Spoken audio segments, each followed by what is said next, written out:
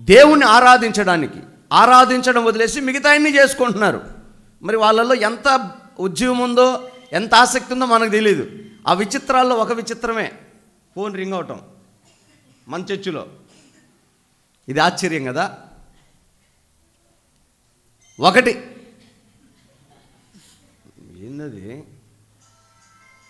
తొక్కాడు, తీగ తొక్కాడు దానికి, అయిపోయింది. ఇక నా మాట వినట్లేదని చెప్పి వేసేసాడు. ఇక ఏం చేస్తాం. ఇప్పుడు వచ్చే ఈ చైనా ఫోన్లు ఆపిన గోలే, ఆపపోయిన గోలే, బాకాలు కూడా కట్టే పనిలే, అట్ట అయిపోయింది. ఎక్కడ ఉన్నాం? ఈ క్రిస్మస్ ఆరాధనలో జరిగే కొన్ని విచిత్రాలు. నిన్న పాస్టర్గా చెప్తున్నాడు, అబ్బాయి కోటానికి వెళ్తూ, ఏంట్రా ఇంకా స్టార్ కట్టలేదు, పోయేటప్పుడు కింద పెట్టారు, వచ్చేటప్పుడు కింద పెట్టారు, పైకి ఎప్పుడు కడతారంట. అనా మందాటని పోయాడన్నా, వాడు తెస్తే తాకి కడతాం. ఇది క్రిస్మస్. ఇక తెచ్చాడు, తాగాడు, కడతా చూస్తున్నాడు. వీళ్ళలో ఒక సంఘ పెద్ద సుట్ట నోట్లో పెట్టి పంచె పైకి పట్టి తాడు కట్టుకొని ఉన్నాడు. ఎంతసేపు పట్టుకుంటాడు, పొగ నోట్లోకి వెళ్తుంది. ఉగ్గబట్టి ఉన్నాడు. ఈ పొగ ఆపలేక సుట్ట కింద పోద్దామోనని ఈ తాడు వదిలేసి సొట్ట పట్టుకున్నాడు. సర్రుండి వచ్చి కింద పడింది. స్టార్కి సొట్టబడింది. అంటే క్రిస్మస్ అంటే ఏంటంటే స్టార్ కట్టావా లేదా, లైటింగ్ పెట్టావా లేదా, పెయింట్ వేసావా లేదా, అలంకరించావా లేదా, కొత్త బట్టలు ఇచ్చావా లేదా, పండగ చేసావా లేదా. ఎవరైనా అన్యజనులు ఉంటే, ముస్లింలు ఉంటే, వారు స్నేహితులు లేకపోతే ఆత్మీయులు ఉంటే వారిని ఇంటికి పిలిచి భోజనం పెట్టావా, ఇంతవరకే చేస్తారు. కానీ అసలు ఈ క్రిస్మస్లో ఉన్న పరమార్థం ఏంటి, మనం ఏం చేయాలి ఈ క్రిస్మస్లో, ఎందుకు ఈ క్రిస్మస్ మనకి అని ఆలోచన చేస్తే, ప్రతి సంవత్సరం కొన్ని విషయాలు మీతో పంచుకుంటూ వస్తున్నా. ఈ సంవత్సరం మరొక మాట చెప్తాను. యోహాను సువార్త 1వ అధ్యాయం 1వ వచనం మీరు చదివితే, యోహాను రాసిన సువార్త 1వ అధ్యాయం 1వ వచనంలో మీరు చదివితే, ఆదియందు వాక్యం ఉండెను, వాక్యము దేవుడి యొద్ద ఉండెను, వాక్యమే దేవుడై ఉండెను. హలో, ఈ మాట విన్నారా? 3 మాటలు ఒకటే మాట. ఆదియందు, అసలు ఆది ఎందు ఏముంది? ఆదికాండం 1వ అధ్యాయం 1వ వచనం. ఆదికాండం 1వ అధ్యాయం 1వ వచనంలో చాలు. ఆది ఎందు ఎవరు? దేవుడు. ఇప్పుడు చదువుకున్న ఇక్కడ ఆది ఎందు అంటే వాక్యమే దేవుడు. వాక్యమే దేవుడు. ఇప్పుడు వాక్యము అంటే మాట, స్వరం, శబ్దం. ఈయన దేవుడన్న, వాక్యము దేవుడంట, వాక్కు దేవుడంట, శబ్దమే దేవుడంట. ఆ మాటకి ఇప్పుడు నేను ఒక మాట మాట్లాడాను, ప్రైజ్ ద లార్డ్. దాని రూపం ఎలా ఉందో మీరు చెప్పగలరా? చెప్పలేం. వాక్యానికి రూపం ఎలా ఉంటుంది? మాటకు రూపం ఎలా ఉంటుంది?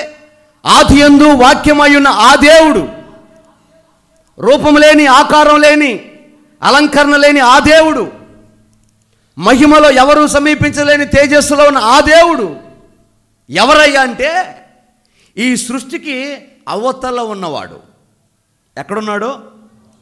నేను ఒక ఇల్లు కడుతున్నానండి. ఆ ఇల్లు కట్టాలి అంటే నేను బయట ఉంటే కట్టగలనా, ఇంట్లో లోపలికి గోడ లోపలికి వెళ్తే కట్టగలనా?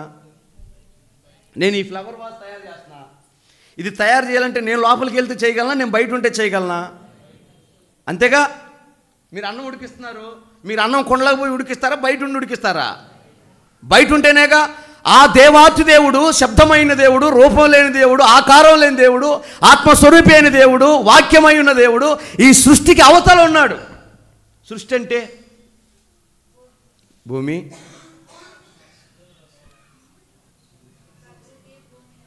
మీలో చాలామంది తెలియదు, అందుకే నేను సరైన మార్గంలోకి వస్తున్నా. సృష్టి అంటే భూమి, ఆకాశము, చంద్రుడు, సూర్యుడు, ఇక మన సైంటిస్టులు కనుక్కున్న 10 గ్రహాలు. ఓకే, ఇవన్నీ ఎలా వచ్చాయిరా అంటే వాళ్ళకి తెలీదు. వాళ్ళ అంచనా సూర్యుడిలో నుంచి వచ్చాయి, చంద్రుల్లో నుంచి వచ్చాయి, వేరయ్యాయి, ఏర్పడ్డాయి, రకరకాల మాటలు చెప్తారు. ఇది అనుకుంటున్నామంటారు కానీ ఖచ్చితము అని చెప్పలేరు. ఓకే, అయితే భూమి ఎంత పెద్దది చెప్పగలరా? చెప్పలేం. సూర్యుడు ఎంత పెద్దోడు? భూమి కంటే 1,00,000 రెట్లు పెద్దోడంట. ఎంత పెద్దోడు? భూమి కంటే 1,00,000 రెట్లు పెద్దవాడు. ఒక సూర్య కుటుంబంలో 10 గ్రహాల సముదాయాన్ని సూర్య కుటుంబం అంటారు. కానీ ఇలాంటి సూర్యులు, ఇలాంటి భూములు, ఇలాంటి గ్రహాలు కొన్ని కోట్లు కలిస్తే సౌర కుటుంబం అంటారు. అంతేనా? గెలాక్సీ. అమ్మ అర్థమవుతుందా? కొంచెం సైన్స్లోకి వెళ్ళా, ఖగోళ శాస్త్రాన్ని చెప్తున్నా. అర్థమవుతుంది కదా?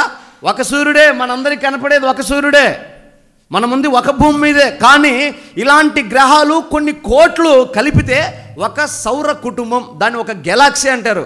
అలాంటి కొన్ని కోట్ల గ్రహాల సముదాయం ఉన్న ఒక గెలాక్సీలు మరికొన్ని కోట్లు అవుతే ఈ విశ్వం, దాన్ని యూనివర్స్ అంటారు. ఆ విశ్వానికి అవతల ఉన్నవాడు దేవుడు.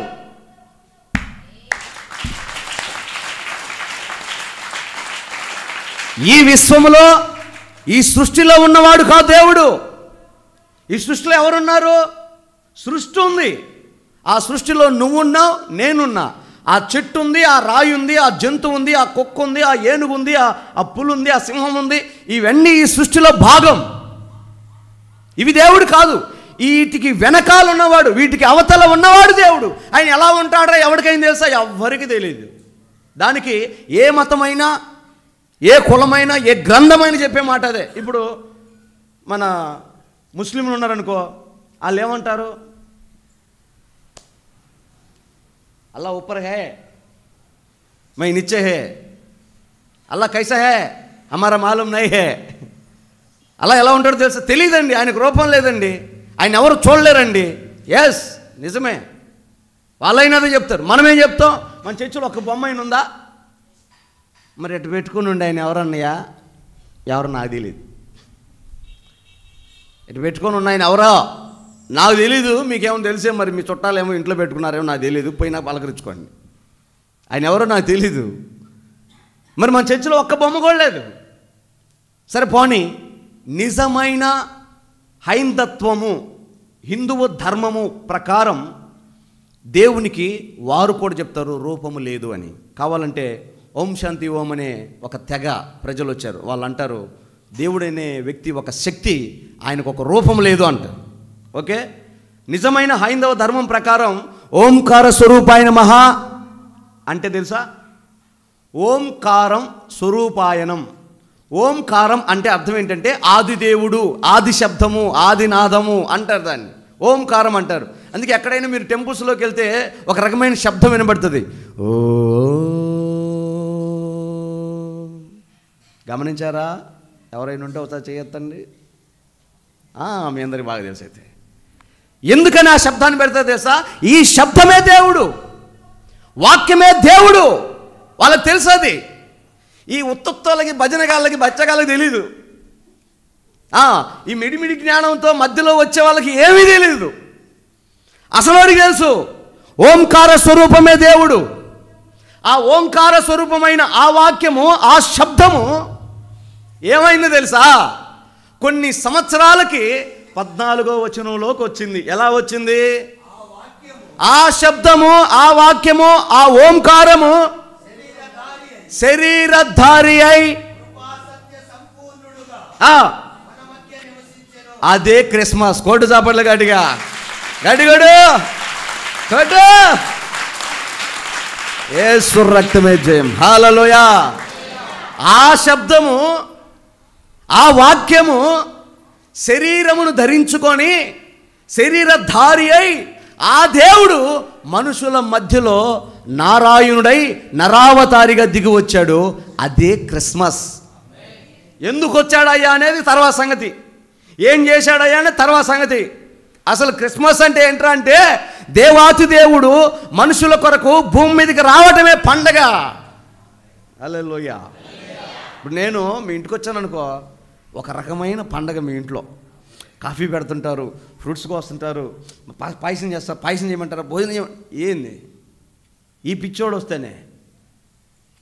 మరి విశ్వానికి అవతల ఉన్న దేవుడు అంటే ఎంత బలం, ఎంత ఎత్తు, ఎంత లావు, ఎంత సామర్థ్యం. చూడగలమా? నీ కన్ను ఎంతవరకు చూడగలదు? ఊరు చివరికి వెళ్ళి చూడు, ఎంతవరకు చూడగలదు? కొండేపి కూడా చూడలేవు. ఈ చర్చి మొత్తాన్ని చూడలేవు, మన కన్ను కెపాసిటీ అది. అలాంటిది ఈ విశ్వాన్ని ఎప్పుడు చూడాలి? ఈ విశ్వానికి అవతల ఉన్న దేవుణ్ణి ఎప్పుడు చూడాలి? అందుకే అసాధ్యం. మానవ జన్మకి తరంగానిది ఏదైనా ఉందంటే దేవుణ్ణి తెలుసుకోవటం. ఏంటది? దేవుణ్ణి తెలుసుకోవటం, దేవుణ్ణి కలుసుకోవటం ఈ జన్మ తరమ కాదా? నువ్వు ఎన్ని ముక్కులు మొక్కినా, ముక్కు మూసుకొని భగీరథ తపస్సులు చేసినా ఆ భగవంతుని నువ్వు చూడలేవు, చేరలేవు. ఎందుకంటే ఆయన అద్వితీయుడు, ఇంకా ఆయనకు ఆయనే సాటి. ఆయన విశ్వానికి అవతల ఉన్నవాడు. ఆయన చూడడానికి కానీ, తాగడానికి కానీ, అసలు ఆయన కనుగొనడానికి కానీ ఈ బుర్రకి అంత సామర్థ్యం లేదు. నేను అందుకే ఎప్పుడు చెప్తా ఉంటా, ఈ మట్టి బుర్రకి మంచి కాఫీ పెట్టుకోవడం రాదు. దమైనా హలో ఏందన్నా, మంచి టీ పెట్టుకోవడం రాదు మనకి. సాంబార్ తీయడం తెలుసామా? తెగ ఎగిసి పడతాం కానీ మనం. అన్నయ్య నేను సాంబార్ చేస్తా కానీ నువ్వు కాదనుకుని తినాలి, నువ్వు చక్కగా చెప్తే నేను ఎందుకు తిన్నావు అంటే నీకు ముందే తెలుసా నేను రిజెక్ట్ చేస్తానని. సరే చెయ్యి. ఇప్పుడు తింటున్నా, నాకు డౌట్ వచ్చింది, అమ్మ ఇదేంటి అన్న. సాంబార్ అన్నయ్య, మరి ఎందుకు పొల్లగా ఉంది అంటే చింతపండు ఉంది, మిగిలి పాడైపోద్దని దాన్ని కూడా పిసికి పోసా. మంచి మా తల్లే. ఇప్పుడు అది చింతపండు చారో తెలీదు, నీ ముఖానికి సాంబార్ చేయడం చేతగా నీకెందుకు పెత్తనాలు కావాలంటావు. ఒక ఆవిడ అడిగింది, నేను చెబుతున్నా. అందుకే ఆ రోజు నుంచి చింతపండుని డిలీట్ చేశాను. ఇక వద్దురా బాబు, దాని జోలికి వెళ్ళొద్దని చెప్పి. మన మట్టి బుర్రకి కాఫీ పెట్టుకోవడం రాదు, టీ పెట్టుకోవడం రాదు, చక్కగా ఆమ్లెట్ వేయటం రాదు. నిన్న ఒక ఆమ్లెట్ వచ్చింది నా దగ్గరికి. అసలు ఆమ్లెట్ అంటేనే ఉల్లిపాయ ఉంటుంది, ఆమ్లెట్లో ఉల్లిపాయ లేదు. Where is onion? Such lot time. చాలాసేపు వెతికి ఒక్కటైనా కనపడుతుంది, లేదు. ఏంటమ్మా ఇది? ఆమ్లెట్ పాస్టర్ గారు. ఓకే, ఇట్ట వేసుకుంటారేమో ఆమ్లెట్, ఏం మాకేం తెలుసు, అదొక కొత్తదేమో ఫ్యాషన్. ఏ ఫ్యాషన్ ఎవడు తగిలిచ్చాడో.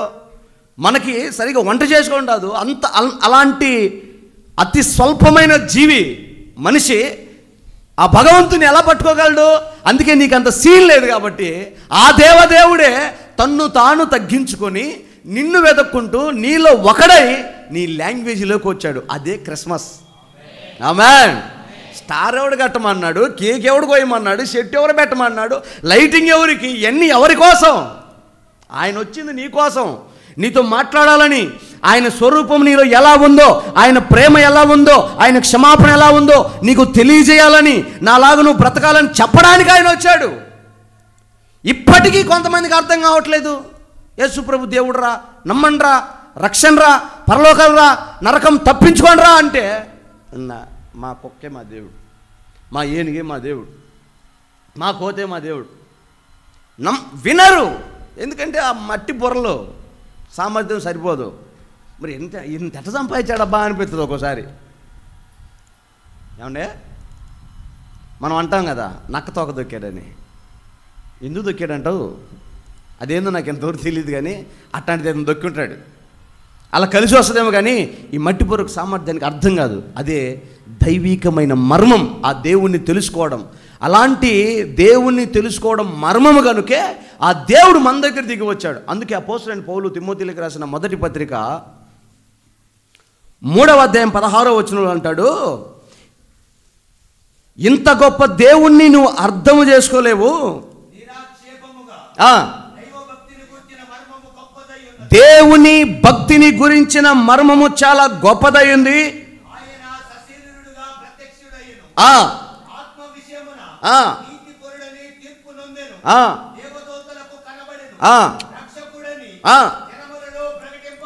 చాలండి. ఆ మర్మము చాలా గొప్పది. ఏ మర్మం? దైవ భక్తిని గురించిన. హలో, భక్తి అంటే ఏంటి? 2 పాటలు, 4 చప్పట్లు, 2 మాటలు, ఎవరు వాక్యం చెబితే వాళ్ళు పాస్టరు, అంతే. ఆ మర్మం తెలియక, మంచి చెడు తెలియక, భక్తి తెలియక. ఏది భక్తి? 40 రోజులు నల్ల గుడ్లు వేసుకుంటే భక్తి, ఎర్ర గుడ్లు వేసుకుంటే భక్తి. ఈ మధ్య కొత్త ఫ్యాషన్ వచ్చింది, మరియమ్మ మాలో, యేసుపేపు మాలో, నాకు తెలియదు కానీ ఇద్దరి మాల. ఒక ఆయన తెల్ల చొక్క తెల్ల పెయింట్ వేసుకుని అప్పి ఆటో తోలుతున్నాడు. అన్నా నువ్వు పాస్టర్ అన్నా అని అడిగా. లేదు లేదు లేదు లేదు అలా అమ్మా నేను కాదన్నా అన్నాడు. మరి ఇదేందో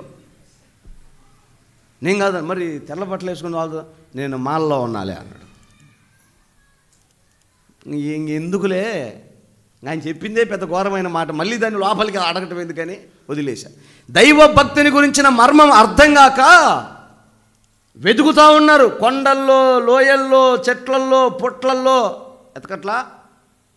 పుట్టలు ఎతకలా. పుట్టలు ఎత్తితే ఏం దొరుకుద్ది?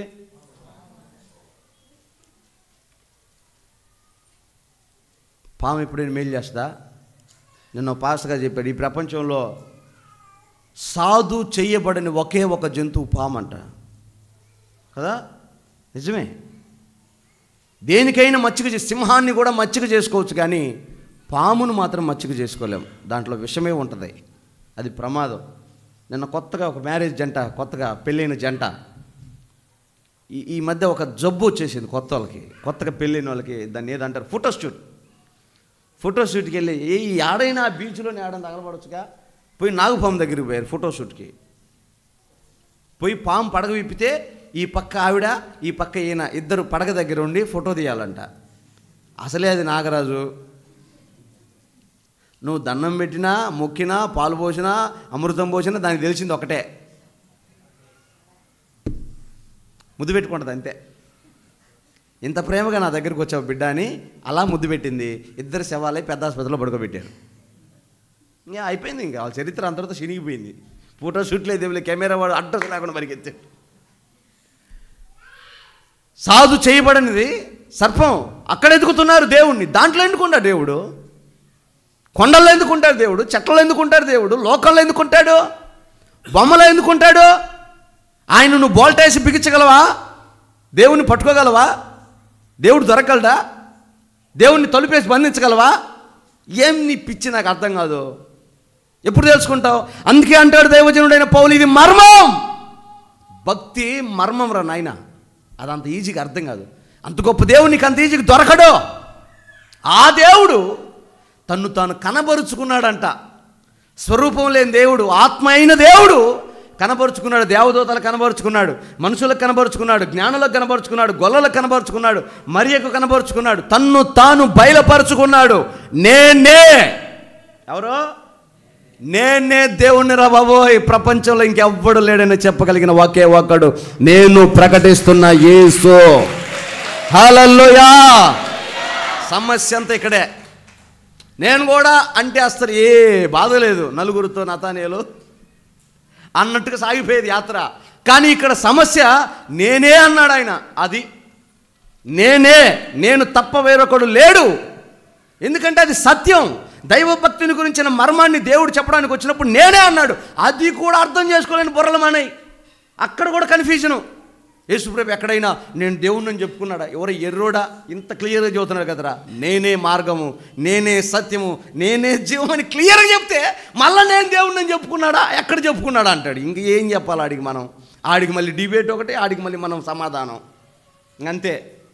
మూర్ఖునితో వాదించువాడు దారిన పోయే కుక్కతోక పట్టుకుని లాగబడుతూ సమానం అని సొలొమోను చెప్పినట్టు. ఇక ఆ మూర్ఖుడితో మనం ఎంత వాదిస్తాం, ఎంత చెప్తాం? తాగుబోతుల దగ్గరికి వెళ్ళి యేసుప్రభుని నమ్ముకోరా, మందు మానుకోరా, జీవితం మార్చుకోరా. తిరిగిపోతాని దగ్గరికి వెళ్ళి యేసుప్రభుని నమ్ముకోమాయి, జీవితం మార్చుకోమాయి. ఒక మూర్ఖత్వంలో ఉంటారు వాళ్ళు మార్చలేం, ప్రభులోకి నడిపించలేం. దేవుడు ఎందుకు వచ్చాడో, ఎందుకు పుట్టాడో, ఎందుకు ప్రాణత్యాగం చేశాడో, ఎందుకు పునరుద్ధానం అయ్యాడో, మరలా ఎందుకు రాబోతున్నాడో, ఎంత ఆశీర్వాదం దాని వెనకాల దాచి ఉంచాడో నీ కోసం దేవుడు, ఎంత తగ్గించుకున్నాడో ఎంత వివరంగా చెప్పినా వాళ్ళకి అర్థం కాదు. ఎందుకంటే మూర్ఖులు ఒక రకమైన మూర్ఖత్వంలో ఉంటారు. చెప్తే వినరు. వాళ్ళ పంతం వాళ్ళదే. నేను పట్టుకున్న కుందేలకు 3 కాల్లో 2 కాల్లో 1 కాలో అని వాళ్ళ బాధలు వాళ్ళు ఉంటారు, కానీ సత్యాన్ని తెలుసుకోలేరు. నేను మీకు ఎందుకు ఇంత వివరంగా చెప్తున్నానంటే, నేను మీకు చెప్తున్నాను, మీరు ఇంకొక 10 మందికి చెప్పాలని. హల్లెలూయా. లేకపోతే సంఘానికి వేరే రూట్లో వెళ్ళేవాళ్ళు. కానీ అది మీకు ఎందుకు చెప్పాలని, మీకు అర్థం అవ్వాలని చెప్తాను. మీలో చాలామంది దేవుణ్ణి నమ్ముకున్నారు, కానీ ఆ లోతైన అవగాహన కొందరికి లేదు. అందుకే మీకు జ్ఞాపకం చేస్తున్నా. అలాంటి ఆ మర్మయుక్తమైన దేవుడు తన్ను తాను బయలుపరుచుకొని వివరంగా చెప్పేశాడండి. నేనే దేవుణ్ణి, నేను బయలుపరుచుకున్నాను, నన్ను ఆరాధించండి, నన్ను గణపరచండి అని వివరంగా చెప్పిన ఆయనతో ఉన్న వాళ్ళకి కొంతమందికి అర్థం కాల. ప్రభా మరి నువ్వేనా ఇంకా మళ్ళీ ఇంకెవరైనా ఉన్నారా అని అడిగాడు. అప్పుడు ఆయన ఏమన్నాడు తెలుసా? యోహాను సువార్త 14వ అధ్యాయం 7వ వచనం చదివితే, యోహాను సువార్త 14:7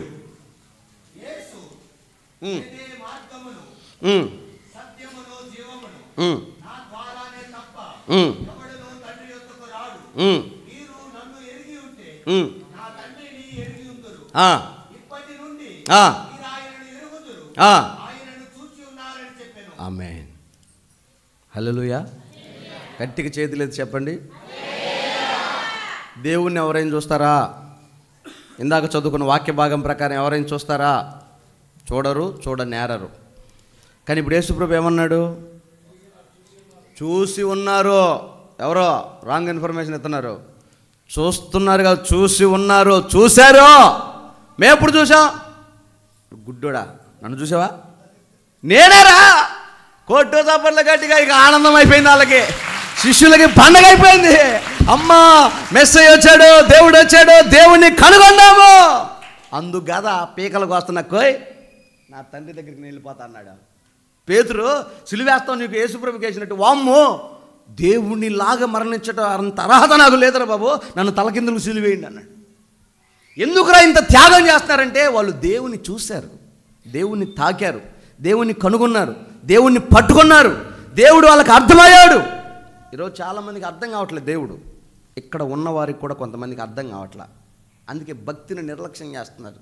భక్తి అంటే అల్లాగి ఇల్లాగి, నేను చెప్పా కదా, భక్తి అనేది గొప్ప దైవ మర్మం. అది ఊరక ఒక కొబ్బరి చెప్పతో 4 ఊది కడ్డీలతో వచ్చేది కాదు. 40 రోజులతో 4 ఏళ్లతో పోయేది కాదు. నీ జీవితం ఆయనకు నాజీరు చేయబడి నీ బ్రతుకు దినములన్నీ ఆయన కొరకు బ్రతకాలి. అందుకోసం ఆయన భూమి మీదకి వచ్చాడు.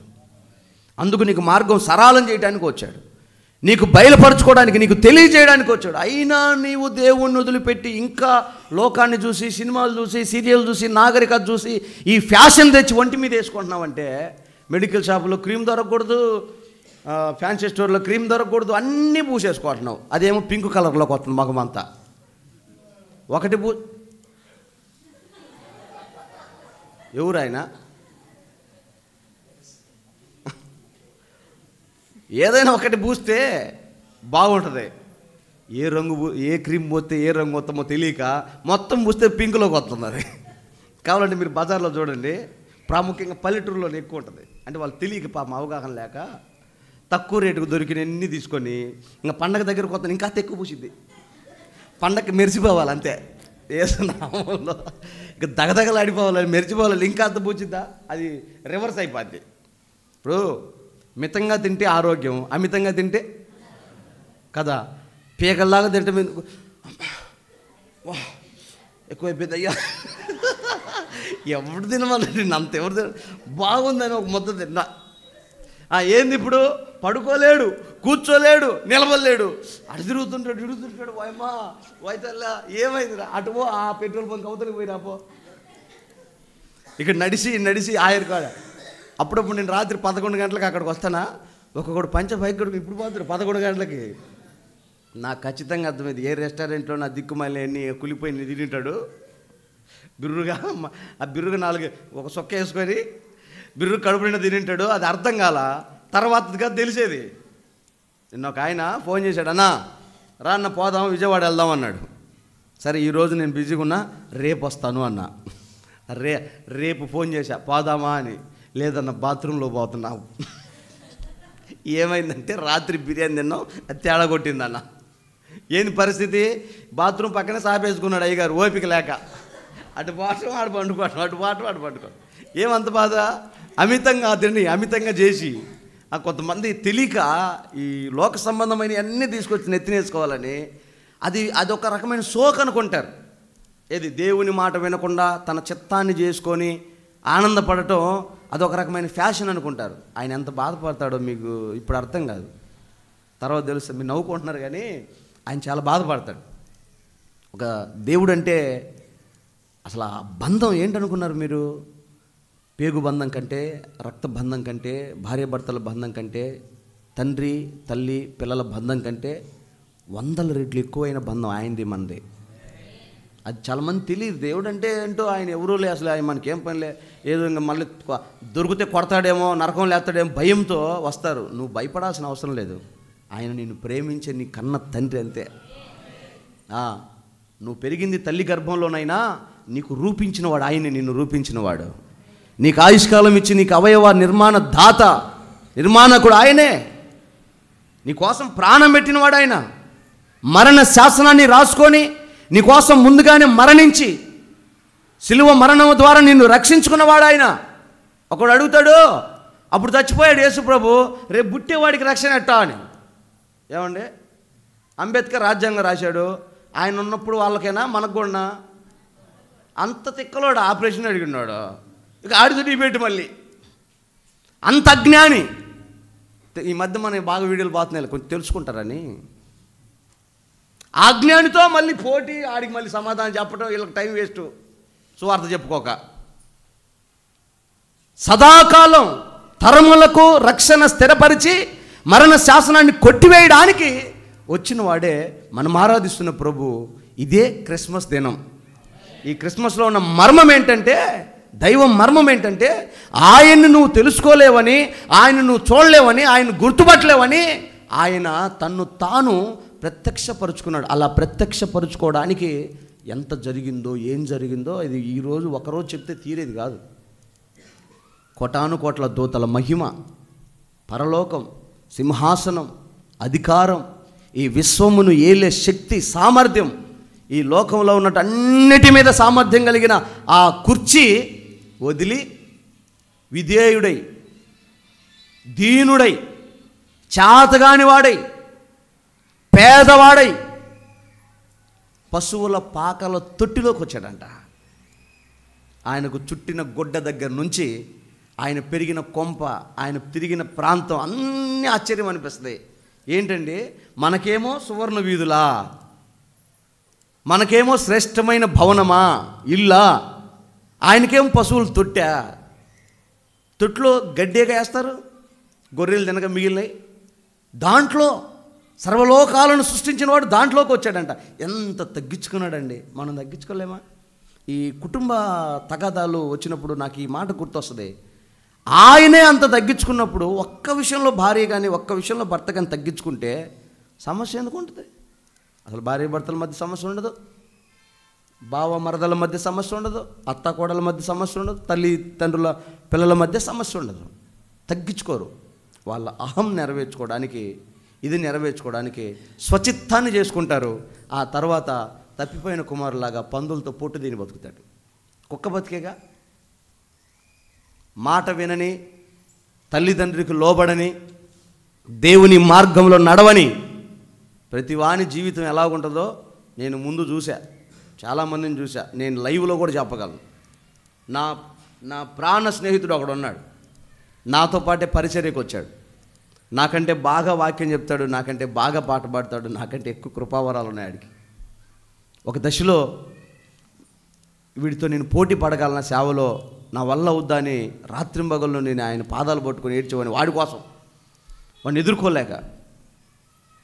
ఎందుకంటే మైకి నాకు ఇచ్చారనుకో, ఇదిగో బెదరో, ఆ బెదరికి మైకి అనేవాళ్ళు. నాకు ఎట్టుంటుంది?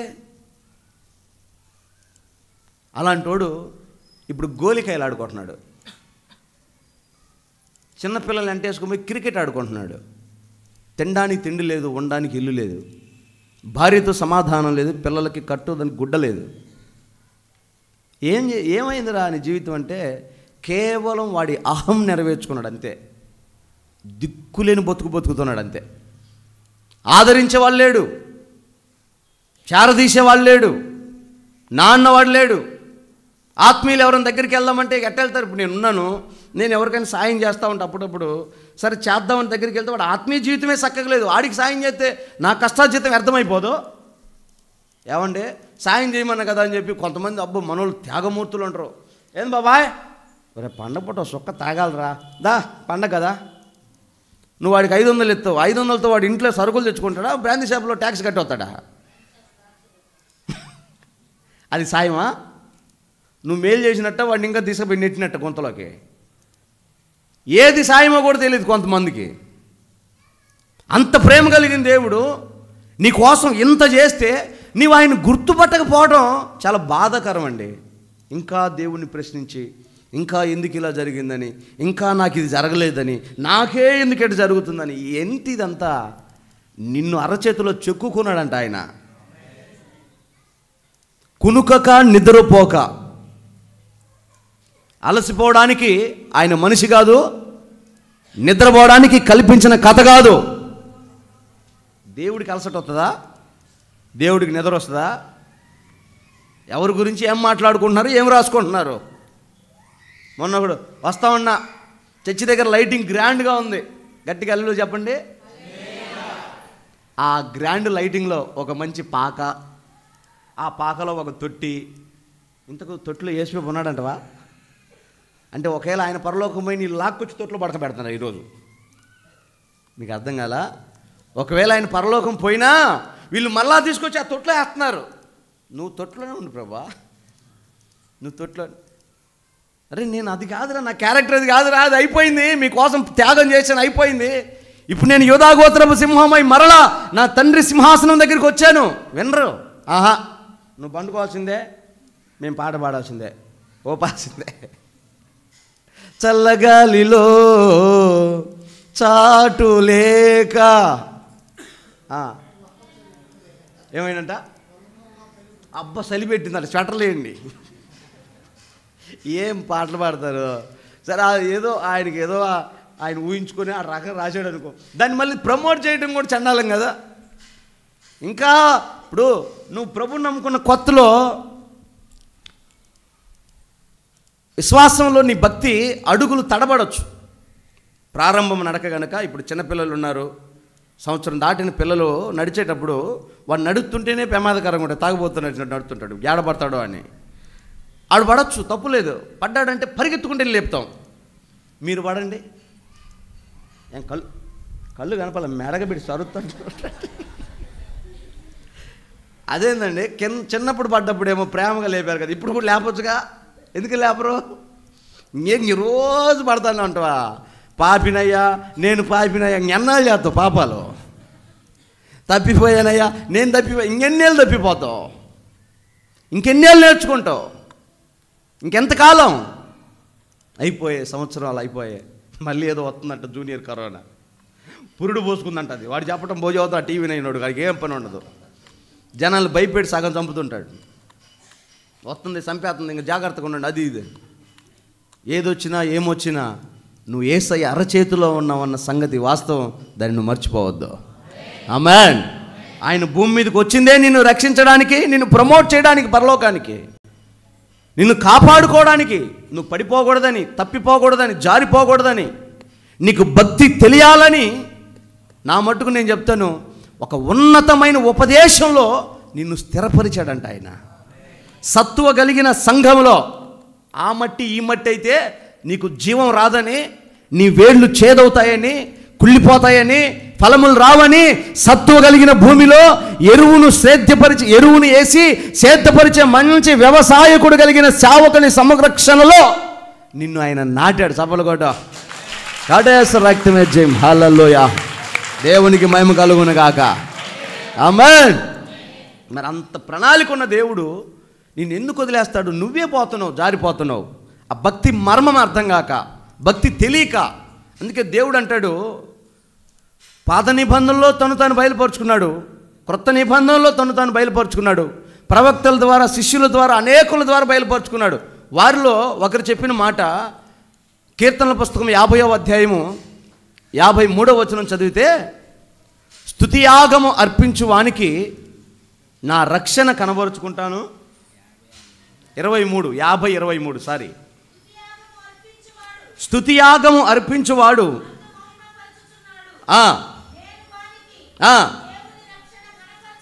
దేవుని రక్షణ కనబరిచేటట్లు. ఆమేన్. హలో, స్తుతి చెప్పేవాడు, పాట పాడేవాడు, దేవుని గణపరిచేవాడికి నా రక్షణ తెలియజేస్తా. ఓకే, నేనేమంటానంటే, ఈరోజు మీరందరూ స్తుతించే వాళ్ళే, ఆరాధించే వాళ్ళే. ఎంతమందికి తెలియజేసుకున్నాడు? ఎంతమంది గుర్తుపట్టగలిగారు ఆ రక్షణ? నేను గుర్తుపట్టానయ్యా అంటే నువ్వు ఒక్క సండే కూడా మిస్ కావు. మిస్ అయ్యావంటే నీకు అర్థం కాల.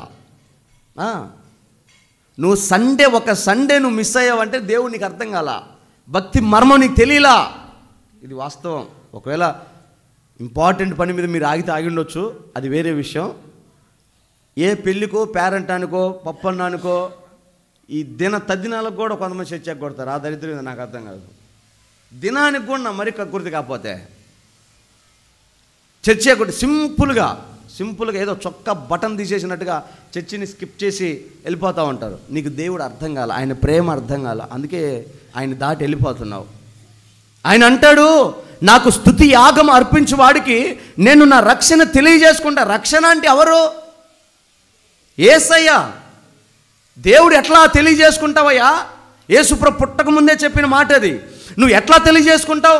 యేసుక్రీస్తులాగే తెలియజేసుకుంటా. నా మీద ఆశ కలిగిన వాడు. అందుకే భారతదేశంలో పుట్టడం మనకు చాలా భాగ్యవంతమైన మాట అది, భారతదేశంలో పుట్టామనడం. ఎందుకంటే దేవుని గురించినటువంటి అన్వేషణ మన దేశంలోనే మొదట ప్రారంభమైంది. వీళ్ళే మొదట ఆయన కనుక్కోగలిగారు. అందుకే వేదాలు ఆయన గురించిన సంపూర్ణ వివరణ రాయగలిగారు. ఇప్పుడు మీరు వెళ్ళే గుడుల్లో ప్రకటించేదంతా వేదం కాదు, సత్యం కాదు, అది వేరే. అవన్నీ ఇతిహాసము అంటారు. ఇతిహాసం అంటే ఓ పెన్ను తీసుకొని పేపర్ తీసుకొని రూమ్లో కూర్చొని దేవుడు ఎట్టుండాలి అట్టుండాలి, ఆయనకి ఇంతమంది భార్యలు ఉండాలి, ఆయనకి ఇంత గొప్ప మహిమ ఉండాలి అని రాసేదే ఇతిహాసం, కవిత్వం. అర్థమైందా? ఒక రైటర్ ఒక కథ రాస్తాడు, అవన్నీ వాస్తవాలు కాదు, ఒక కథ, ఆ కథలో కొన్ని పాత్రలు, అలాంటిదే ఇతిహాసం. ఇవన్నీ అవే మన పురాణాలు ఇతిహాసాల్లోంచి పుట్టినవి, అవన్నీ వాస్తవాలు కాదు. కావాలంటే చూడండి, ఎర్ర సముద్రం గురించి నేను చెప్తున్నా, అది భూమి మీద ఉందా లేదా? నేను కూడా మన వాళ్ళు వెళ్ళారంట, ఆ సముద్రంలో ఏదో ఒక షిప్ని హైజాక్ చేస్తే వాళ్ళు దాన్ని విడిపించుకోలేకపోతే మోడీ గారికి ఫోన్ చేసి, అయ్యా మా షిప్పులు పట్టుకున్నారయ్యా, మీరే సాయం చేయండి అంటే మన దేశంలో ఉన్న నేవీ ఫోర్స్ వెళ్ళి ఎర్ర సముద్రంలో ఫైట్ చేసి వాళ్ళని విడిపించుకొని తీసుకొచ్చారండి. పాల సముద్రం గురించి మీరు విన్నారా? వినలేదా? ఎంతమంది విన్నారు? పాల సముద్రం. మిగతా వాళ్ళకి పాల సముద్రం తెలీదా? వినలేదా? అదేనండి, పాల సముద్రాన్ని పాము వేసి చిలికితే అమృతం వచ్చిందంటారే, వినలేదా? మరి ఎక్కడుందో తెలుసా మీకు? అది లేదు, అది ఒక ఇతిహాసం, ఒక కథ. బైబిల్లో చెప్పిన ప్రతి పట్టణం, గాజా మీద అగ్ని గురుస్తుంది, బైబిల్లో ఉంది. సిరియా బైబిల్లో ఉంది, లెబానాన్ బైబిల్లో ఉంది, ఐగుప్తు బైబిల్లో ఉంది. ఈరోజు ఈజిప్ట్ అనబడుతున్న దేశమే ఐగుప్తు. పాలస్తీనా, ఫిలిస్తీన్ దేశమే పాలస్తీనా దేశం, బైబిల్లో ఉంది. ప్రతి దానికి ఆధారం ఉంది. మనిషి పుట్టుక దగ్గర నుంచి మరణం వరకు దేవుడి ప్రతి కార్యం ఆధారం ఉంది. ఆధారాలతో కూడిన మాటలు దేవుని గ్రంథంలో ఉన్నాయి. ఆయన అంటాడు, నా రక్షణ అంటే యేసుక్రీస్తులాగా నేను మీకు బయలుపరుచుకుంటాను, మీరు నన్ను గుర్తుపట్టండి అని బయలుపరుచుకున్నాడు. ఇప్పుడు ఎవరైతే యేసయ్యను గుర్తుపడతారో వారికి దేవుడు అర్థమైనట్టు. హల్లెలూయా. అందుకే యేసయ్య అంటాడు, నన్ను చూసినవాడు, నన్ను తాకినవాడు తండ్రిని చూసినట్టే. ఇప్పుడు ఎవరైతే యేసయ్యను ధరించుకుంటారో, హలో అబ్బా వీడి మాటలు యేసుప్రభులాగా ఉన్నాయిరా, వీడి ప్రవర్తన యేసుప్రభులాగా ఉందిరా, వీడి ప్రేమ యేసుప్రభులాగే ఉంది, వీడి క్షమాగుణం యేసుప్రభులాగే ఉంది, వీడి దాతృత్వం సాక్షాత్తు మన ప్రభువేరా అని ఎవరైతే చెప్పగలుగుతారో వాళ్ళు క్రైస్తవులు. ఇప్పుడు ఈ లెక్కలేస్తే మనమంతా తేడబడిద్ది. ఎస్, తండ్రిని బయలుపరిచిన వాడు యేసుప్రభు అయితే యేసుప్రభును బయలుపరిచిన వాడు క్రైస్తవుడు. అదే క్రిస్మస్. బయలుపరచాలి మరి ఆ ప్రేమ, ఆ క్షమాపణ, ఆ తగ్గింపు, ఆ పరిశుద్ధత, ఆ విధేయత, ఆ మనసు, ఈ లోకాన్ని ద్వేషించి పరిశుద్ధతను కోరుకొని తండ్రి మాటకు, తండ్రి చిత్తానికి లోబడే ఆ తత్వం ఏ వ్యక్తిలో ఉంటుందో ఆ వ్యక్తి పరలోకాన్ని ప్రమోట్ అవుతాడు, మిగతా వాళ్ళు నరకంలో నాశనం అయిపోతారు. చెప్పబోతే మళ్ళీ రేపు మీరు నాకు ఎందుకు చెప్పలేదు పాస్టర్ గారు అంటారు, అందుకే చెబుతున్నా. గట్టిగా చెప్పండి. వెళ్ళిపోతావు. నో డౌట్, నిన్ను కాపాడే నాదుడు లేడు, నీకు దిక్కు కూడా ఉండదు. అప్పుడు ప్రకటన గ్రంథం చదువుకోవాల్సి వస్తుంది. ఏం చదువుకున్న ప్రకటన గ్రంథంలో 3వ అధ్యాయం, ప్రకటన గ్రంథం ఆ ఒక్క మాట చదివిస్తాను. 2వ అధ్యాయం అనుకుంటా, 3:14 నేను ముగిస్తున్నా. లవోదికయలో సంఘానికి ఇలాగ రాయండి,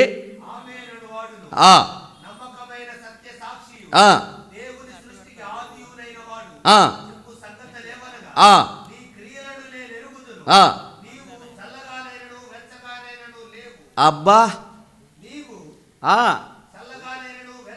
చల్లగా లేవు, వెచ్చగా లేవు,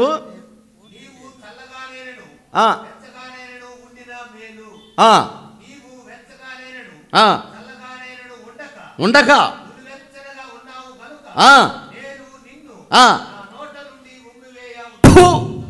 అంటాడంట. ఒరే, నీవు దేవుణ్ణి నమ్ముకోకుండా విగ్రహారాధన చేస్తా, ఆ పాపంలోనే ఎక్కడో ఆ హిమాలయాల్లో చచ్చిపోయి వచ్చావనుకో, సర్లే వీడికి తెలియదు, వీడు చల్లగా బతికాడు మంచు కొండలలో, దేవుని ప్రేమ తెలీదు, దేవుని నిబంధన తెలియదు, ధర్మశాస్త్రం తెలియదు, ఒకవేళ వాడిని క్షమిస్తాడేమో. అర్థమైందా? వెచ్చగా ఉన్నావు అనుకో, మండుతున్నావు అనుకో, యోహాను సువార్తలు అంటాడు, మండే దీపం యోహాను, మండుతున్నావు అనుకో దేవుని కొరకు, అబ్బా బలా నమ్మకమైన దాచాడు, నా కోసం మండేవరా అంటాడు. ఇప్పుడు మనం ఎట్లా ఉన్నాం తెలుసా? అటు హిమాలయాల పర్వతాల్లో చల్లగాలేము, ఇటు సంఘంలో మండే దీపంగా వెచ్చగాలేము, నులివెచ్చగా హ్యాపీ హ్యాపీ కిస్మిస్. ఇప్పుడు చెప్పండి, ఇప్పుడు ఏమైందమ్మా? పండగ ఏది పండగ? ఇదా నులివెచ్చని స్థితా? బాప్తిజం ఎన్ని సంవత్సరాలు తీసుకోను. ఎందుకు తీసుకోను?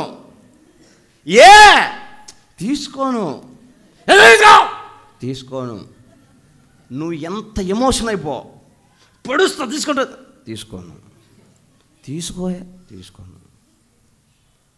చర్చికి రాను. ఎందుకు రావు? గుండెల్లో ఉన్నాడో. అక్కడ ఉన్నాడో, గుండెల్లో ఉన్నాడో. లోపల గుడి కట్టా, అయ్యకి ఏం కట్టా? గుడి కట్టా. ఆయన మ్యాథ్స్గా చదువుతా చూడు. ఆ వర్షానికి వెళ్ళిపోతే మళ్ళీ మొత్తం మారిద్ది. కానీ గుండెల్లో కట్టా, గుడి కట్టా, ఆయన ఉన్న గుండెల్లో ఉన్నాడు. నువ్వు నన్ను బలవంత పెట్టమాక, ఎక్కువ మాట్లాడుతుంటే ఇంక నేను ఎగిరి తంత, నువ్వు కూడా చర్చికి పోవు. అంతే. ఈ నులివెచ్చని జీవితం కలిగిన వాడినంట మొఖం మీద ఉమ్మేస్తాడంట, ఫూ అంటాడంట. సర్వలోకం ఎదుట మొఖం మీద ఉమ్మేస్తే బాగుంటుందా? కొంతమంది సిగ్గులేని వాళ్ళు ఆ పెబు ఇయ్యాలి, కానీ అంతకంటే భాగ్యం ఏముంది? సిగ్గు లేకపోతే సరి.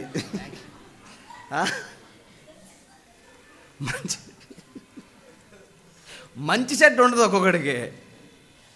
తనని తన్నెత్తుకుందాం.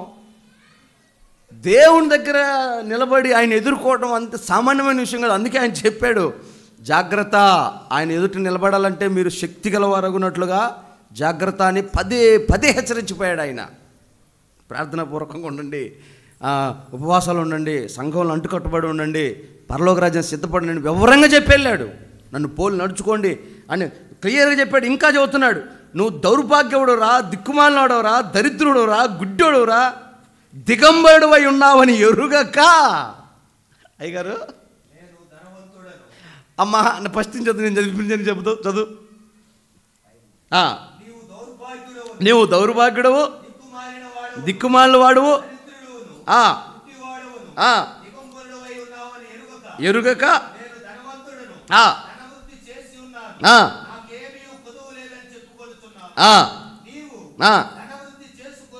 ఇంకా వద్దులేన్నా, ఇంకా తర్వాత ఎందుకు లేక టైం అయిపోతుంది. చలి పెడుతున్న సంగతి కూడా తెలియట్లా, బట్టలు ఊడిపోయిన సంగతి కూడా తెలియట్లా, బజార్లో ఏకుతున్నారు, వస్తున్నారు, అది కూడా తెలియట్లా. తెలియక నాకేమి, నేను బ్రహ్మాండంగా ఉన్నా. నా అంత పరిశుద్ధురాలు ఉందా? నా అంత పరిశుద్ధుడు ఉన్నాడా? నా అంత భక్తిపర్రాలు ఉన్నాడా? నాలాగా సేవ చేసి సీనియర్ ఎవరున్నారు? ఎవరికి వాళ్ళే అలాగా పరకాయ ప్రవేశం చేసేసుకుంటున్నారు. నేను బాగున్నాను అనుకుంటున్నారు, కానీ దేవుడు అంటున్నాడు, నువ్వు అస్సలు బాగలేవు, నువ్వు వెచ్చని స్థితిలో ఉన్నావు, దౌర్భాగ్యమైన స్థితిలో ఉన్నావు. నీ మీద ఉమ్మి వేయక ముందే నీవు మారు మనసు పొందావా? సరే. ఇక ఆ తర్వాత చెప్తాడు, జాగ్రత్త, ఈ పండుగ రోజున దేవుడు నిన్ను ప్రేమించి నీ కోసం దిగివచ్చి నీతో మాట్లాడుతున్న మాటలు ఇవి. గట్టిగా చప్పట్లు కొట్టండి ఆయనకి. దేవునికి మహిమ కలుగును గాక. ఆమేన్. పండగ అందరు చేస్తారు, మనం సరి చేసుకుందాం, అది ఆశీర్వాదం. ఆమేన్. అందరు ఇంటికి పెయింట్ వేస్తారు, మనం ఒంటికి వేద్దాం, హృదయానికి వేద్దాం. అందరూ దుమ్ము ఇంట్లో దులుపుతారు, మన ఆత్మీయ జీవితానికి పట్టిన తుప్పొదలు కొడదాం వేస్తున్నాములో. ఆమేన్. హల్లెలూయా. అలా నువ్వు మారితే నీ మహిమను చూసి దూతలు కళ్ళు మూసుకుంటాయి. ఎవడు రాయుడా? యేసుప్రభు లాగా వచ్చాడా? ఎవరైడా? ప్రభు మహిమ కనపడుతుంది వీళ్ళో. దూతలు రెక్కలతో కళ్ళు మూసుకోవాలంతే, అంతేగాని ఎట్లా చూడకూడదు. నీకెళ్ళి ఎవడిడా ఏడకొచ్చాడా, దారి తప్పి వచ్చినట్టున్నాడు అని నిన్నట్టు చూడకూడదు. నిన్ను గౌరవించి ఒక స్టెఫెన్ వెళ్తున్నప్పుడు దేవుడు లేచి నిలబడితే దూతలని ఆశ్చర్యపోయింది కదా. దేవుడు ఏంటి లేచి నిలబడటం ఏంటి? ఇంత పెద్ద అతిథి ఎవడున్నాడు? దేవుడే లేచి నిలబడే గొప్ప అతిథి ఎవడు? ఆయన కొరకు త్యాగమై కరిగిపోయి ప్రాణ త్యాగం పెట్టినవాడు కదా. ఆ స్టెఫెన్ వస్తున్నప్పుడు దేవదూతలు ఎట చూసింటారు స్టెఫెన్ని? పిచ్చి పట్టింటే దేవదూతలకి స్టెఫెన్ చూడగానే. ఇంకా ప్రభు చెప్పాల్సిన పనిలా, మొత్తం మేళ తాళాలతో స్టెఫెన్ తీసుకొని పోతారు హ్యాపీగా లోపలికి, పరలోక పట్టణంలోకి, సువర్ణ వీధుల్లోకి. చెప్పాల్సిన పనిలా. నువ్వు వెళ్ళేటప్పుడు నీ ఇన్విటేషన్ ఎలాగుంటుందో చూసుకో, ఆలోచన చేయి. భక్తి అనేది అందుకే పదే పదే ఎందుకు నేను ఇంత గట్టిగా చెప్తానంటే, కొంచెం బాధపడినా ఏదో ఏ విధము చేతనైనా దేవునికి దగ్గరగా రావాలి. ఒకరోజు ఈ లోకాన్ని వదిలినప్పుడు పరలోకంలో ఖచ్చితంగా దేవుని సింహాసనం మీదకి రావాలి, మహిమకు వారసులు అవ్వాలని ఎందుకు చెప్తానంటే, నువ్వు ఆయన పోలికలోకి మారాలి. ఆమేన్. ఎప్పుడైతే నువ్వు ఆయన పోలికలోకి మారుతావో ప్రజలు నిన్ను చూసి గుర్తుపడతారు. యేసన్న గారు చెప్పేవాడు, ఒకరోజు ఆయన బస్ స్టాండ్లో నిలబడినాడంట. బస్సు వస్తుంది, అందరు ఎక్కుతున్నారు. ఈయన ఎక్కుదామనుకునే లోపే నెట్టేసి ఎక్కేవాళ్ళు. మరి మీరు ఎంతమంది అట్లా ఎక్కారో నాకు తెలియదు, కానీ నేనైతే చాలాసార్లు అలాంటి ఎక్కా ఆ బస్సులు. గుంటూరులో, హైదరాబాదులో, విజయవాడలో అలాంటి రష్గా ఉండే బస్సులు కనపడతాయి. గ్యాప్ ఉండదు అసలు ఎక్కడానికి. ఇప్పుడంతా బండ్లు ఎక్కువై, ఆటోలు ఎక్కువైపోయి, మెట్రోలు ఇవన్నీ వచ్చేసి ఆర్టీసీ బస్సుల్లో సుఖవంతమైన ప్రయాణం అయింది. కానీ ఇంతకుముందు అయితే నిలబడని నీడ స్థలం కూడా ఉండదు. కాదంటారా? పెద్దోళ్ళకి తెలుసు ఈ విషయాలన్నీ. నెత్తిన మూట పెట్టుకొని బస్సులోకి ప్రయాణం చేయాల్సిన రోజులు అవి. అలాంటి రోజుల్లో నెట్టేస్తామంటే దిగిపోతున్నాడు.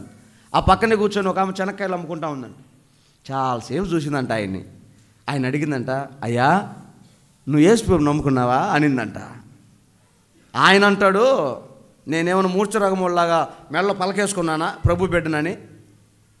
మరి ఆ ముసలానికి ఎడ తెలిసింది? అవునమ్మా ఏమ్మా అంటే, అర్థమైందిలయ్యా, స్వార్థంతో వాళ్ళని నెట్టకుండా నువ్వు ఎక్కకుండా పక్కకు వస్తున్నావు కదా, యేసు నమ్ముకున్న వాళ్ళకి ఈ ప్రేమ ఉంటుందిలయ్యా అనిందంట. కానీ రోజులు మారే కొద్దీ క్రైస్తవులకు కూడా లోకంలో ఉన్న స్వార్థం వచ్చేసింది. ఏం తేడా లేదు. మా పాస్టర్ గారు అంటే ఉండేవాడు, ఆవులయ్య అన్న, తడిపాపి పొడిపాపి. బాప్తిసం తీసుకోకముందేమో పొడిపాపి, బాప్తిసం తీసుకున్నాకేమో తడిసిన పాపి. తడిసి పాపం చేస్తున్నాడు, తడవకుండా పాపం చేస్తున్నాడు. తేడా ఏం లేదు, సేమ్ టు సేమ్. మారు మనసు లేకుండా, దేవుణ్ణి పూర్తిగా అవగాహన తెలుసుకోకుండా ఆ పాపంలో ఉండడం అనేది మంచిది కాదు. మార్పు చెందాలి. ఈరోజు చూడండి, ఇక ఈరోజు రాత్రికి ఎన్ని ప్రోగ్రాములు ఉంటాయో, ఎన్ని డీజేలో, ఇక యవనస్తులు పిల్లలు డ్యాన్సులు వేసేవాళ్ళు, అబ్బో పొగలు పెట్టుకునే వాళ్ళు స్టేజీల మీద, మామూలుగా ఉండదు ఇక డెకరేషను. మీలో కొంతమందికి ఉంటుంది, జాన్సన్ అన్న డ్యాన్సులు ఏవైతే బాగుండో, అడగాలంటే భయం, అడిగితే ఏం సాగు కొత్తదని భయం. కానీ అది మాత్రం, ఆ కుతూహలం మాత్రం పోదు. డ్యాన్స్ కావాలమ్మా, ఎవరికన్నా కావాలంటే స్పెషల్గా ఫోన్ చేయండి, చెప్తా, మీతో డ్యాన్స్ చేపిస్తా. సిగ్గుగా ఉండదా? ఒకప్పుడు నాకు తెలియక నేను చిన్నపిల్లలతో డ్యాన్స్ నేను చిన్నపిల్లలతోనే వేయించా, పెద్దవాళ్ళతో వేయించలా, చిన్నపిల్లలతోనే. కానీ తర్వాత ప్రభు నాతో మాట్లాడాడు, బాల్య దినములందే నీ వారికి ఆ త్రోవ నేర్పిస్తే వాళ్ళు పెద్దవారైనా నాకు అదే త్రోవలో వెళ్ళిపోతారు, తప్పు అని చెప్తే నేను ఆ రోజు నుంచి దాన్ని బంద్ పెట్టాను. చెప్పలా, స్టెప్ వేయడం మొదలు పెడితే మనకంటే మళ్ళీ కొరియోగ్రఫీ కూడా పనికిరాదు, అట్టుంటుంది. కానీ ఈరోజు చాలామంది అది తెలుసుకోవట్లా, అర్థం చేసుకోవట్లా, అదే మార్గంలో కొనసాగుతున్నారు. మీ పిల్లల్ని మీరు వేయించగలరా? ఆడపిల్లల్ని అట్లా చేయించగలరా? మరి ఎవరో పిల్లలు వేస్తున్నప్పుడు కిందన్న యవనస్తులకి ఏ ఉద్దేశాలు వస్తాయి? మందిరంలో పరిశుద్ధమైన మాటలు వినబడే స్థలంలో పరిశుద్ధుడైన దేవుని ఆరాధించే ఆ రోజున, ఆ సమయమున ఇలాంటి మనసును రేపి దాని కొరకు ముందు నుంచే ఒక వారం ప్రాక్టీసు, నెల ప్రాక్టీసు, ఈ నెలలోనే చేయాల్సిన గందరగోళాలను జరిగిపోతాయి, జరగాల్సిన ఘోరాలన్నీ జరిగిపోతాయి. డ్రామాలు, నాటికలు, ఈ నాటకాలు, ఈ డ్రామాలకి నిన్న ఒక పెద్ద ఆయన ఒక పేరు చెప్పాడు, దిమ్మ తిరిగిపోయింది నాకు.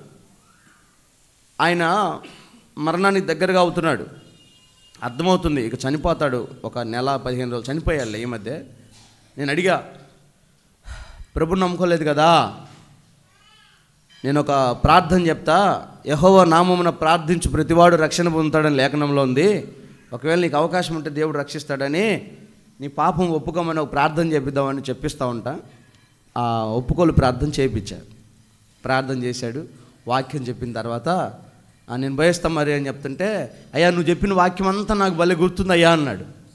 అవునా, ఎట్లా తెలుసు నీకు ఎట్లా గుర్తుందంటే ఆయన ఏమన్నాడు తెలుసా, మేము వయసులో ఉన్నప్పుడు భోగమాట ఆడేవాళ్ళం, నాది యాకో పాత్ర అన్నాడు. ఏమాట భోగమాట అంటే ఇప్పుడు ఈరోజు చేసే ఆటలన్నీ ఏంటి అయ్యే, కాకపోతే వాటికి నైస్గా ఒక పేరు పెట్టాడు, స్కిట్ అంట. ఏంటిది స్కిట్, దాని ఒరిజినల్ పేరు భోగమాట. దాంట్లో నాది యాకో పాత్రే, నాకు 11 మంది పిల్లలు, వాళ్ళ పేర్లు కూడా నాకు గుర్తున్నాయి అన్నాడు. మళ్ళీ బాప్తిసం తీసుకోలేదు ఆయన, చర్చికి రాలే ఏ రోజు ఆయన, 11 మంది పేర్లు చెప్పాడు, కూతురు పేరుతో సహా. ఆ భోగమాటలు, ఆ పనికి మాలిన డ్యాన్సులన్నీ చర్చిలోకి ఎందుకు వస్తున్నాయి? దేవుడి గురించి అవగాహన లేక.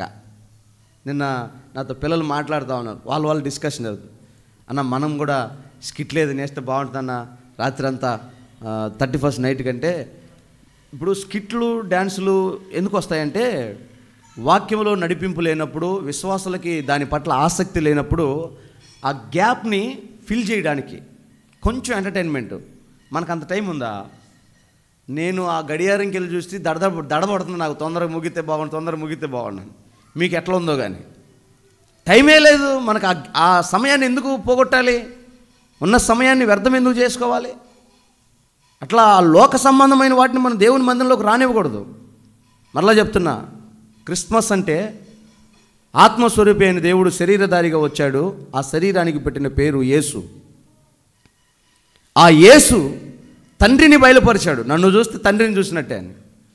ఆ భక్తి, ఆ విశ్వాసం, ఆ రక్షణ మనకిచ్చాడు.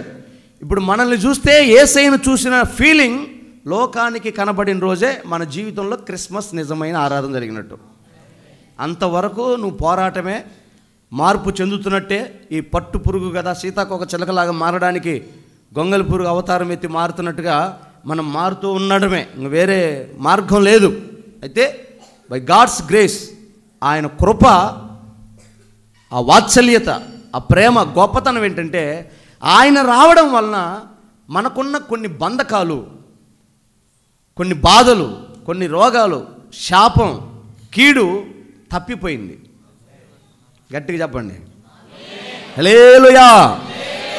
యేసయ్య రావటం వల్ల మొదటి ఉపయోగం ఏంటంటే మనకు రక్షణ కలిగింది, పాపంలోని క్షమాపణ దొరికింది. రెండవది, మనకున్నటువంటి బంధకాల్లో నుంచి విమోచన కలిగింది. ఎలాగా? కొరింథీయులకు రాసిన మొదటి పత్రిక చివరి వాక్యం 1వ అధ్యాయం 31వ వచనం.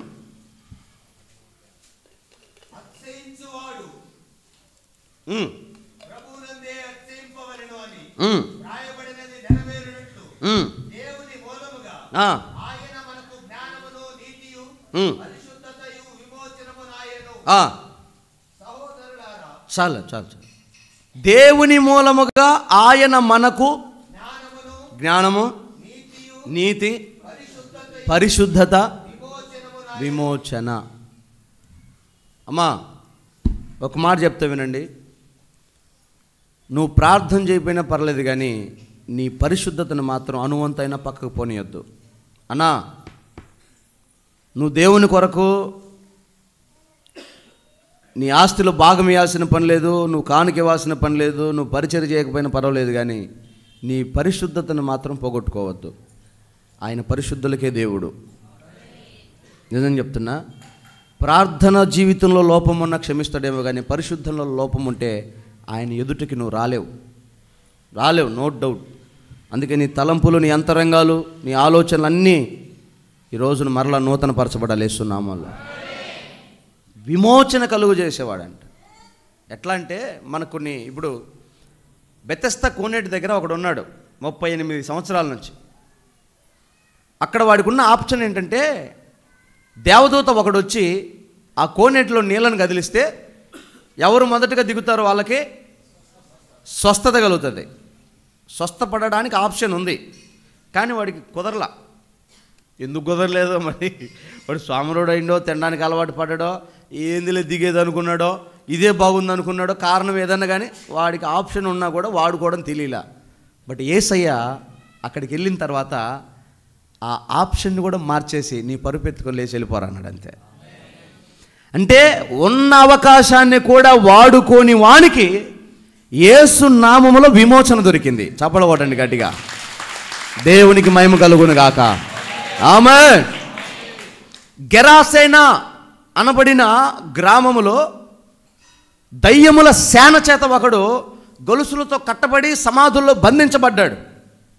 మంత్రగాళ్ళు ఉన్నారు, తంత్రాలు చేసేవాళ్ళు ఉన్నారు, అంతరాలు కట్టేవాళ్ళు ఉన్నారు, భూత వైద్యులు ఉన్నారు, దయ్యాలను విడిపించేవాళ్ళు, చేతబడి చేసేవాళ్ళు అందరూ ఉన్నారు. కానీ వాడికి పట్టిన దయ్యం వదలట్లా.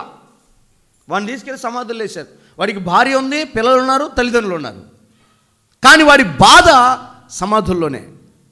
తను నలగొట్టుకుంటున్నాడు, శరీరం నలిగిపోయి గాయాల పాలైపోతుంది. కానీ ఎప్పుడైతే యేసయ్య గెరాసేన ఆ గ్రామంలో అడుగు పెట్టాడో వాడే పరిగెత్తుకుంటూ వచ్చాడు. దేవుని కుమారుడా, అప్పుడే వచ్చావా? నన్ను మాత్రం బంధించొద్దు, హింసించొద్దు, నన్ను వదిలేసే, ఆ పందుల గుంపులోకి పంపించని అడిగాడు. ఎవ్వడి వలన కానీ విడుదల యేసు నామంలో ఆ క్షణంలో అడగలిగింది. హల్లెలూయా. అంటే ఏ భూత వైద్యుడు, ఏ మాంత్రికుడు, ఏ తంత్రగాడు, ఏ చేతబడి చేసేవాడు చేయలేని ఒక గొప్ప స్వస్థత యేసయ్య చిటికలో చేయగలిగాడు. అక్కడ అంటాడు, యేసుప్రభు అంటాడు ఆడితో, ఇక ఆడికి ఎప్పుడైతే వెంటనే స్వస్థత కలిగి ఆ దయ్యాలు వెళ్ళి పందుల్లో పడి, ఆ పందులు వెళ్ళి సముద్రంలో పడి చచ్చాయో, ఆడంటాడు, ప్రభా ఇప్పటిదాకా నేను నన్ను గాయపరుచుకున్నానయ్యా, ఇక నీ వెనకాల వస్తానంటే యేసయ్య అంటాడు, నా వెనకాల వద్దు, నువ్వు పోయి నీ కుటుంబంతో సంతోషంగా ఉండి అంటాడు. అర్థమైందా? అంటే అప్పటి వరకు వాడు ఏం కోల్పోయాడో దాన్ని యేసయ్య ఇస్తున్నాడు వాడికి. ఎంత ప్రేమగల దేవుడో చూడండి. అందుకే ఈ రోజున మన జీవితంలో క్రిస్మస్ అంటే ఏంటంటే, నీ జీవితంలో దేని నుంచి నువ్వు విమోచింపబడాలని, విడుదల పొందాలని కోరుకుంటున్నావో. కొంతమంది కొన్ని రకమైన బానిసత్వానికి అలవాటు పడి ఉంటారు. మనకు ఎక్కువగా కనపడేది వ్యభిచారము, త్రాగుబోతనము, దొంగతనము, అబద్ధము, ఇవి మనకు ఎక్కువగా కనబడతా ఉంటాయి. ఇవి వాళ్ళని బంధిస్తాయి. ఈరోజు నుంచి అబద్ధం అనుకుంటారా? రేపే మొదలవుతుంది. నేను ఎన్నిసార్లు తీర్మానం చేసి ఇంక ఈయన తిట్టకూడదు అనుకుంటానా, మళ్ళీ తిడతా. రోజు నేనే తీర్మానం చేసుకుంటాను. ఎందుకంటే నేను ఎప్పుడైతే ఓడిపోతున్నానో అప్పుడు ప్రభు దగ్గర ఒప్పుకొని తీర్మానం చేసుకుంటా. కనుక నేను మీకు చెప్తున్నా, నేను నీతిమంతుణ్ణి, నేను చాలా పరిశుద్ధని చెప్పట్లా. నేను పరిశుద్ధని మళ్ళీ నాకు పాపం ఉందనుకున్నారు. నాకు అసలు ఆ తలంపులు కానీ ఆలోచనలు కానీ ఉండవు. నా దృష్టి వేరే. చెప్తున్నా, ఆ మాట తీర్మానం. తిట్టకూడదు అనుకుంటామా, తిడతాం. అబద్ధం ఆడకూడదు అనుకుంటామా, ఆడతాం. త్రాగకూడదు అనుకుంటామా, తాగుతాం. ఇక దాని గురించి చెప్పాలంటే ఇంకా ఈరోజు ఒకదే కాదు. ఇంకా ఈ క్రిస్మస్ ఒక్కరోజే. ఇవాళ యేసు పుట్టాడు కాబట్టి పండగ పూట ఇంకేమనగాక. రేపు తాగితే ఏమి తెగాల? రేపు తాగితే ఏం తెగాల చెప్పు. రేపు తాగితే మళ్ళీ రేపు తాగొస్తాడు. చెప్పు తీసుకున్నాడేమో. ఏం చెప్పేవారు నిన్న? రేపు జనవరి నుంచి ఇంకా ఒక్కరోజు రేపు జనవరి నుంచి అంటాడు. మళ్ళీ జనవరి రోజు కూడా తాగొస్తాడు. మళ్ళీ సంవత్సరం దాకా తాగనంట. జనవరి ఫస్ట్ కూడా తాగొస్తాడు. ఏందిరా అంటే పండగ పడి తాగకూడదా? బలవంత పెడితే తాగకూడదా? స్నేహితులు బలవంత తొందర పెడితే తాగకూడదా? అంత పురుగుల ముందు తాగరాదు. ఒకటే దెబ్బకి వెళ్ళిపోద్ది మొత్తం. అది తాగడు, తెలివి కలడు కదా, అది తాగడు. మళ్ళీ తాగిన వాళ్ళారా పోనీరా, వాడికి తెలియదు. కానీ ఎందుకు తెలియదు? వాడికి అందరూ తెలుసు. ఆ తాగిన మూమెంట్లో వెళ్ళిపోద్దని మొత్తం నాకు రౌండ్ వేసుకుంటాడు. ఈ గ్యాప్లో తెలుసు, మంచి తెలుసు, చెడు తెలుసు, అన్నీ తెలుసు. అట్లా కొన్ని వద్దనుకుంటాం, విడిపించుకోలేం. కానీ ఈ పండుగ రోజు యేసయ్య చెప్తున్నాడు, నువ్వు ఏ బంధకంలో చిక్కుకుపోయి దేవునికి బాధగా నువ్వు మారావో, ఈ పండుగ దినమున నీ బంధకంలో నుంచి నా యేసయ్య నిన్ను విమోచించునుగాక. ఆమేన్. అంతే. దేవుని ప్రేమకు నువ్వు బానిసవి, ఆయన ప్రేమ రథానికి కట్టిన గుర్రానివి. ఇక నిన్ను వేరేది బంధించకూడదు, వేరేది పట్టుకోకూడదు, వేరేది లోపరుచుకోకూడదు. నిన్ను దేవుని ప్రేమకే మనం బానిసలం అంతే. ఎందుకంటే ఆయన ప్రేమకి విలువిచ్చి వెలకట్టి రుణం తీర్చలేం, అది సత్యం. తీర్చలేనప్పుడు ఇక మనం ఆ నిబంధనలు గైకోనలేనప్పుడు కొన్ని మానేయాలి. ఏం మానేది తెలుసా? ఇప్పుడు దేవుని ప్రేమ నీకు అర్థమైంది, ఆ ప్రేమ ప్రకారం వెళ్తున్నావు అనుకో, మంచిదే, స్తోత్రం. అర్థం కాలేదనుకో, ఈ పాటలు పాడకూడదు. ఏ పాటలు? వేలాది నదులంత విస్తార తైలం నీకిచ్చిన చాలు, వేలాది నదులంత విస్తార తైలం నీకిచ్చిన చాలునా, గర్భఫలమై నా జ్యేష్ఠ పుత్రుని నీకిచ్చిన చాలునా, నీవు చేసిన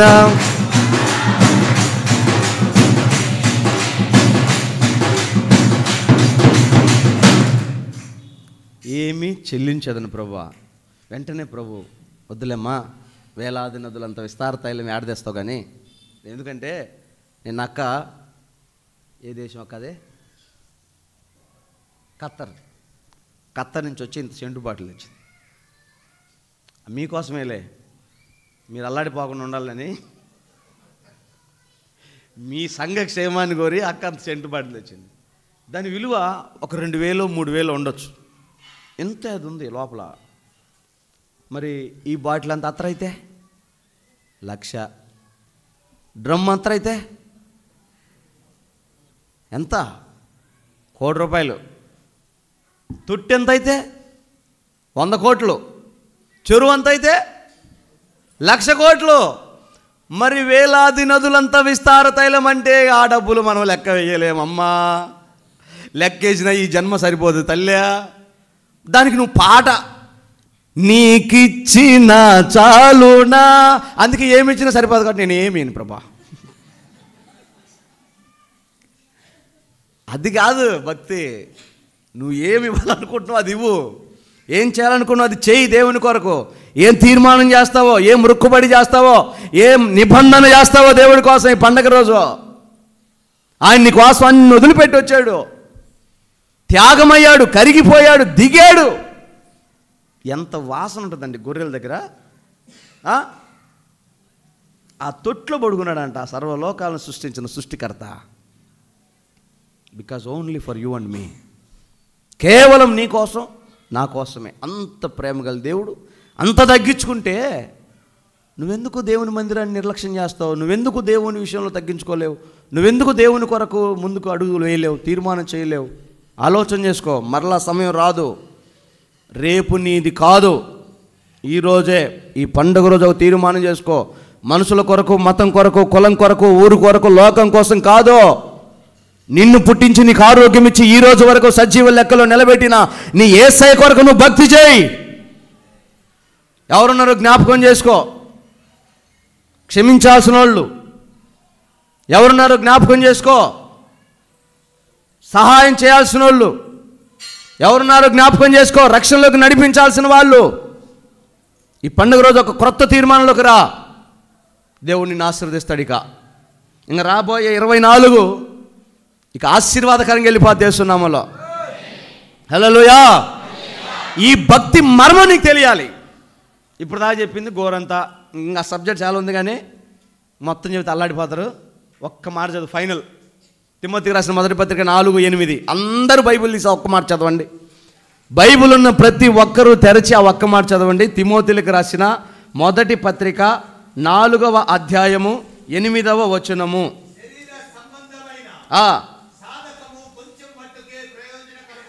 శరీర సంబంధమైన సాధకము కొంచెం మట్టుకే ప్రయోజనకరము కానీ దైవ భక్తి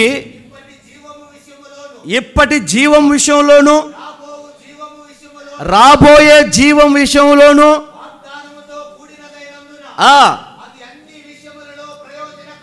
కోటని చప్పట్లు గట్టిగా గట్టిగా కొట్టు. యేసు రక్తమే జయం. హల్లెలూయా, హల్లెలూయా. శరీర సంబంధమైన సాధకము. జిమ్ చేస్తావా, వాకింగ్ చేస్తావా, ఫుడ్ మెయింటైన్ చేస్తావా, డైట్ మెయింటైన్ చేస్తావా, క్రీములు పోస్తావా, పౌడర్ పోస్తావా, ఆయిల్ రాస్తావా, షాంపూ వేస్తావా, ఏం చేసినా అది కొద్ది మట్టుకే, కొద్ది రోజులే, కొద్ది కాలమే.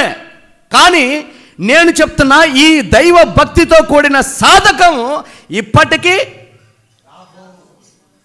రాబోయే జీవం. ఇది కాదండోయ్, ఈ భూమి మీద వచ్చేది కాదు. జీవం ఉందంట ఒకటి, అది రాబోతుందంట. ఆ రాబోయే జీవము విషయములోను వాగ్దానముతో కూడినదై నీకు ప్రయోజనకరంగా ఉంటుందంట. ఏంటిది అది? దైవ భక్తి. నీకు ప్రయోజనకరమైంది ఉద్యోగం కాదు, వ్యాపారం కాదు, డబ్బు కాదు, కులం కాదు. నీకు ప్రయోజనకరమైంది ఈ లోకం కాదు. ఒకడు చూడండి, గాడిద చేసినట్టు శాతానే ఉంటాడు జీవితం అంతా. ఆడికి మంచి లేదు, చెడ్డ లేదు, దేవుడు లేడు, ప్రార్థన లేదు, కూటం లేదు, శుద్ధి లేదు, కృతజ్ఞత లేదు, సావాసం లేదు. 24 గంటలు 365 రోజులు శాతానే ఉంటాడు.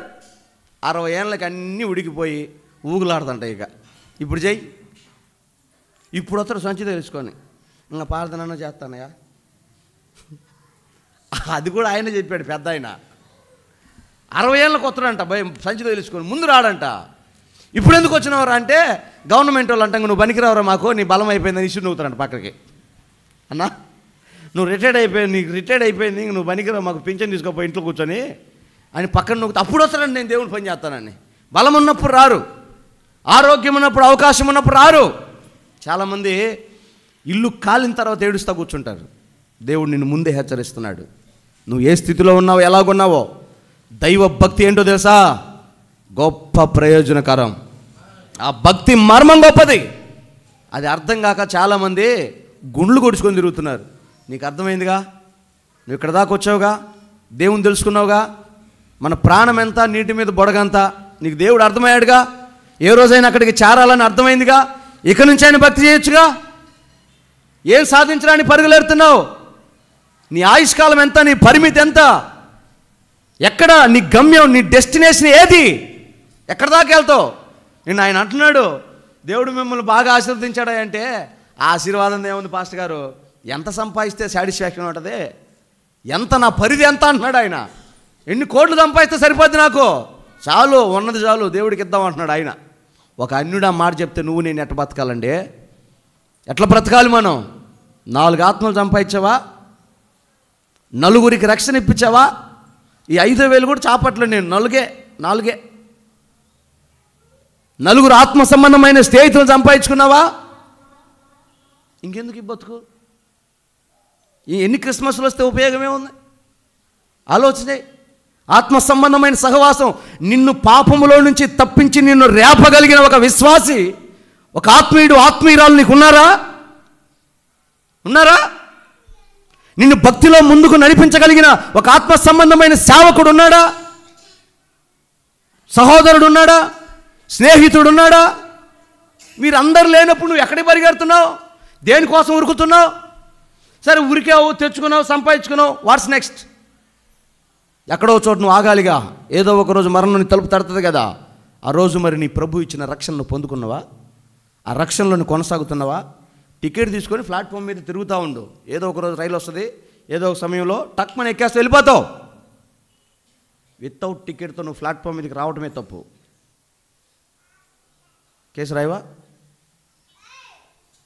మరి ఇంత అవకాశం దేవుడు మనకిస్తే, ఇంత భాగ్యం ఇస్తే, ఇంకా హ్యాపీ హ్యాపీ క్రిస్మస్ దగ్గర, తొట్లు వేసి ఉయ్యాలూపి బాలయేసు పండగ చేసే దగ్గర చాలామంది అండి జ్ఞానం ఉండి చదువుకున్న వాళ్ళు ఈ ఉన్నతమైన ఉపదేశంలోకి రావాల్సింది పోయి తొట్లు ఊపే దగ్గరికి వెళ్ళారు. ఈరోజు వాళ్ళు ఏం చేయాలి?